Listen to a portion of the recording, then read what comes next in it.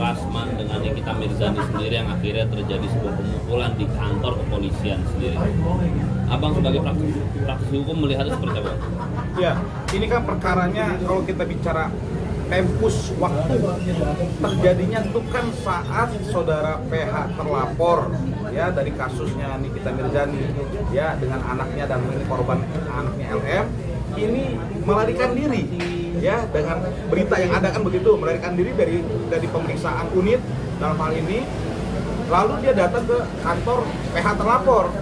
Informasi dari media yang ada, keterangan-keterangan yang memang sudah ada di media kita ini, itu diserahkan kepada Polres Jakarta Selatan dengan periode waktunya itu kan cukup malam, tengah malam sampai subuh kan begitu ya. Lalu informasi tersebut tentunya kan didapat juga informasi oleh saudara Nikita Mirzani yang akhirnya apa? Pemahaman masing-masing pihak ini berbeda. Yang akhirnya terjadilah pertemuan ya kedua belah pihak itu di Polres Jakarta Selatan. Ya, kita kan nggak berharap kan ini bisa terjadi adanya penganiayaan lah bahasanya, pengeroyokan, bahkan satu sama lain ini membuka laporan gitu kan, satu pasal pengeroyokan dan juga penganiayaan, ini kan pasal 170 kalau tidak salah, kemudian pasal 351, tapi kan ini ancaman 170 bisa di atas 5 tahun mas, ya bisa ada penangkapan dan penahanan nih kalau memang terjadi betul gitu loh, kalau pengeroyokan kan lebih dari 1 orang, ya ini terjadinya ada di Polres Jakarta Selatan, tentunya kan ada barang bukti juga yang lain. Apa CCTV lah di sana, ya ada keterangan-keterangan petugas piket yang akhirnya yang seharusnya tidak terjadi karena situasi yang tidak memungkinkan saat itu, ya terjadilah ini gitu loh, ya. Dan apakah seharusnya bang kan ini terjadi di Polres secara langsung bang dan itu disaksikan oleh para pihak kepolisian dan apakah nih memang seharusnya ditindak secara cepat atau gimana bang? Ya inilah beberapa hal juga pernah kami sampaikan ya sama di media-media juga. Ini kan proses sudah SPDP mas dalam perkara ini. Ya SPDP itu surat perintah dimulainya penyidikan. Ya tahapan ini sudah masuk kepada penyidikan. Tandanya cukup terang perbuatan pidana seseorang kan begitu. Kalau sudah SPDP, bahkan SPDP itu diserahkan, dikirimkan kepada Kejaksaan Negeri Jakarta Selatan karena sesuai dengan otoritas kewenangan daerah. Kemudian ini kan sudah diperiksa mas semuanya, ya pihak pelapor sudah diperiksa dengan semua saksi-saksinya. Bahkan terakhir ini adalah pihak terlapor sudah diperiksa betul. Tapi senyatanya setelah diperiksanya pihak terlapor, ini tidak ada kabar update dari pihak Humas atau Polres Jakarta Selatan langsung bagaimana perkara ini ada kepastian hukumnya. Dalam mekanisme penyidikan, setelah diperiksa terlapor, itu biasa umumnya dilakukan gelar perkara. Gelar perkara ini dari keterangan semua para pihak ini, apakah menjadi memastikan terang pidana tadi untuk menetapkan tersangka. Sampai setelah diperiksa terlapor, tidak ada lagi nih kabar penetapan tersangkanya atau bagaimana. Ini nih yang menjadi bias, menjadi asumsi banyak masyarakat. Apakah kepastian hukum dalam proses perkara hukum yang terjadi ini tidak didapat gitu loh. Yang akhirnya apa? Satu sama lain ini penuh dengan emosi, tanda tanya, ya memaksakan kehendak sampai ada orang berpikir asumsi ini ada intervensi para pihak. Ya, satu pihak melakukan intervensi, satu pihak melakukan intervensi. Ini kan jadi bias mas. Yang seharusnya ranah perkara hukum itu clear. Kalau Polres Jakarta Selatan melaksanakan 3 poin saja. 1. Melaksanakan Perkapolri, memastikan ini berjalan dengan Perkapolri dalam konteks manajemen penyelidikan dan penyidikan. Yang kedua, melaksanakan undang-undang perlindungan anak dan atau undang-undang yang disangkakan selanjutnya. Yang ketiga, KUHAP. Kalau 3 hal ini Polres Jaksel ini memastikan ini sudah punya keyakinan, lanjutkan. Tapi kalau memang tidak punya keyakinan mas, sudah SP3 saja selesai ini. Barang ini nggak perlu rame-rame begini. Yang akhirnya apa? Ini kan menjadi kepercayaan publik kepada aparatur hukum kita, gitu loh. Kami juga kan memahami itu prosesnya. Ya, kami juga melaksanakan proses pendampingan perkara hukum dengan klien-klien kita. Itu sama prosesnya, tidak ada yang berbeda karena undang-undangnya sama, begitu loh. Ini harapannya karena terlalu menjadi melebar kemana-mana karena tadi tidak segera untuk ditangani atensi oleh pihak Polres Jakarta Selatan. Ini ada apa? Ini kan harus kita dorong semaksimal mungkin, dukung penuntasan perkara hukum ini. Kalau memang terbukti, go ahead. Naikkan tersangka, limpahkan ke kejaksaan P21, uji di pengadilan. Kalau memang ternyata pihak tersangka akhirnya misalkan yang menjadi terdakwa itu dibuktikan oleh penasihat hukumnya tidak bersalah, clear, onslah, bebas di pengadilan. Tapi kalau memang proses ini ternyata tidak juga cukup bukti, buat SP3, naikkan SP3 ini, surat penghentian penyelidikan, clear, kepastian hukum ternyata tidak terjadi. Justru ada tersangka lain di luar terlapor yang akan ditetapkan. Misalkan begitu, go ahead, tunjukkan itu kepercayaan publik. Ini kan apakah etis, Mas? Kami juga menjadi otokritik nih, melaksanakan konferensi pers di Polres, meskipun tidak dilarang, Mas. Tapi kan etik itu terus dilakukan. Ya, ini kan menjadi mengganggu mungkin ya masyarakat untuk mendapatkan pelayanan yang lain. Sedangkan perkara hukum Polri di Polres Jaksel ini kan banyak, Mas. Ya, banyak yang membutuhkan masyarakat untuk mendapatkan keadilan. Ya, dengan adanya perkara ini terus yang diviralkan, tetapi ternyata maaf nih, ada perkara yang memiliki kerugian besar pengorbanan itu tidak terangkat karena mereka bukan public figure, Mas. Karena ini public figure saja, akhirnya menjadi atensi. Nah, ini juga harus menjadi pelajaran lah menurut saya seperti itu. Bang, tapi menurut Abang sebagai praktisi hukum, apa alasannya atau penyebab kok polisi lama nih dalam hal ini menangani laporan di kita? Laporannya kan ada dua tuh, pasal dugaan penganiayaan anak di bawah umur dan dugaan aborsi. Apakah tidak adanya pengakuan dari korban atau kurangnya barang bukti sehingga kasus ini lama ditentukan oleh polisi? Apa Bang alasannya apa menurut Abang? Satu hal dalam proses hukum pidana itu jelas, Mas. Material pidana membuktikan sangkaan dugaan pelaporan tadi memenuhi unsur pidana. Kalau proses lidik tadi ya diuji semuanya ternyata tidak kurang cukup bukti, oke, maka kan Polres bisa melakukan ini SP2, masih proses penyelidikan, kurang cukup bukti, divisum sudah, pengujian trauma psikologis sudah, medik sudah, saksi-saksi semua sudah dilakukan, saksi ahli dihadirkan, saksi ahli pidana, saksi ahli ITE di sana ada, saksi ahli kesehatan mungkin ada. Go ahead. Kalau memang proses penyelidikan tidak terbukti, ternyata dilakukan gelar di internal penyidik, maka SP2 selesai. Ini hal yang lumrah, Mas. Kami lakukan dalam proses hukum, on the track, SOP sesuai. Kami pelapor ternyata tidak cukup bukti. Di Polda Metro Jaya, kami pelapor, kami korban. Dengan analisis hukum kami sampaikan.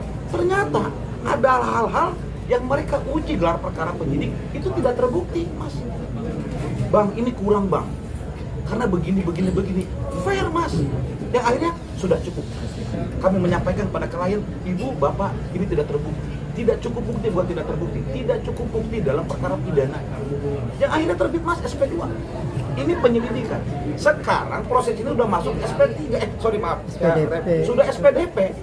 Kalau SPDP, Mas, tandanya tadi yang saya sampaikan di awal, sudah cukup terang perbuatan pidana oleh seseorang yang disangkakan pasal tadi, baik pasal primer ataupun yang sekundernya atau tersiernya. Kan ada beberapa pasal dan undang-undang yang disangkakan. Oke? Itu yang terjadi. Tandanya sudah terang pidananya. Kalau terang, Mas, itu sudah memenuhi minimal 2 alat bukti. Tandanya apa? Saat memastikan gelar perkara akhirnya terbit SPDP, penyidik Reskrim Unit PPA sudah cukup punya keyakinan bahwasanya perkara ini cukup terang pidananya. Tinggal diuji siapa yang melakukan aborsi ini, siapa yang melakukan persetubuhan ini, misalkan siapa yang melakukan pelecehan seksual ini, siapa? Apakah terlapor atau ada yang lain? Atau ada pelaku lain, diduga pelaku. Kan ini kan yang tahu kita. Masyarakat kan yang tahu masalah ini. Ini kan hanya penyidik yang tahu dengan pihak pelapor korban. Nah, ketika ini terjadi ternyata bukan hanya, mohon maaf, terlapor yang disangkakan. Dari hasil pemeriksaan semua ternyata ada pihak lain. Kira-kira bagaimana? Apakah ini bisa lanjut? Apakah harus ada pelaporan baru? Kan mekanisme hukum acara pidana di sana. Nah, disinilah perlu adanya strategi dan pendekatan PH dari pihak pelapor korban kepada pihak penyidik. Ya, kami ini memahami proses praktik ini gitu loh. Karena memang kami dalam profesinya tersebut, tentunya pasti dilakukan gitu loh. Itu Mas. Bang, berarti boleh dibilang tadi Abang bilang artinya kalau udah SPDP, artinya kalau udah naik penyidikan di gelar Ya, perkara sudah dilakukan, artinya sudah terang kan, Terang, bukti pidana. sudah ada, Iya. atau perbuatan kejahatan ada. Betul. Berarti permasalahannya di sini apakah pelakunya bukan yang dilaporkan? Itu penyidik yang bisa. Dan itu tidak menutup kemungkinan sekali lagi. Ternyata dari pemeriksaan rentetan dari penyelidikan ke penyidikan, ternyata pemeriksaan tadi mendekati bukti ada pelaku lain. Tapi kejahatannya ada, tapi pelakunya bukan yang dilaporkan, begitu Bisa ya Mas? jadi. Oh. Nah, Bias ya bang, bias gitu. Sekali lagi loh, saya bilang Oke. ini perkara hukum. Hmm. Kami tahu loh praktik hukumnya. Tapi kan teman-teman masyarakat dan media bukan di situ. Tapi kan kami tahu praktiknya langsung. Dan itu terjadi. Perbuatan pidana ini dahsyat Mas. Ingat ya, material membuktikan betul apakah dia melakukan. Sekarang pasal pelecehan seksual saja, Mas, itu mohon maaf izin saya pernah menyampaikan di media, saya menyentuh bidang tertentu dari perempuan tubuhnya, dan perempuan tersebut tidak mengenal saya dan saya tidak mengenal dia, dan dia tidak berkenan saya dipegang. Saya kena pasal pelecehan seksual. Ya, sama mbaknya nih, mbak media, saya tuh nggak sengaja, tapi ternyata saya punya mens rea, saya punya niat lain karena saya nafsu. Mohon maaf ya. Dan mbaknya nggak berkenan. Sedangkan mungkin mbaknya punya teman laki-laki biasa dalam profesi, ya oh lu gimana sih gitu. Tapi mbaknya berkenan, nggak pelecehan seksual loh mbak. kalau berkenan enggak. Iya, tapi kalau mbaknya berkenan, nggak berkenan, mbak bisa melaporkan saya. Contoh di transportasi umum, ya kita lagi duduk atau lagi diri, ada yang melakukan sesuatu hal yang melecehkan gitu kepada teman kita perempuan, itu pelecehan seksual Mas. Paham nggak maksud saya? Itu pasal itu ada undang-undangnya TPKS, plus perlindungan anak, plus kekerasan dalam rumah tangga, plus pelindungan wanita. Apalagi kasus ini, misalkan dalam hasil visum medik terbukti adanya sesuatu hal, misalkan persetubuhan. Kami tuh tahu loh membaca forensik, hasil forensik itu kan hanya PH dan pihak penyidik. Tapi kan masyarakat nggak tahu, itu nggak boleh per justisia.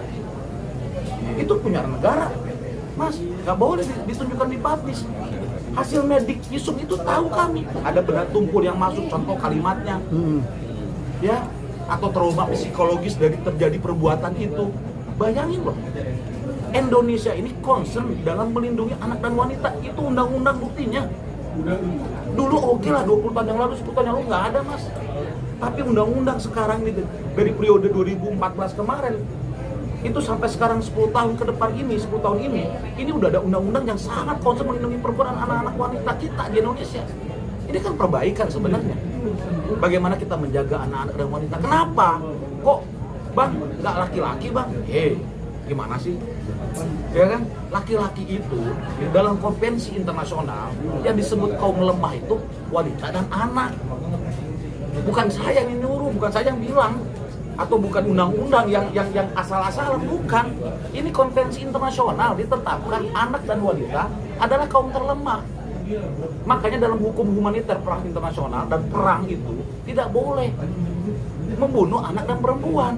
Kalau sudah membunuh anak dan perempuan, apalagi dengan sengaja, apa artinya?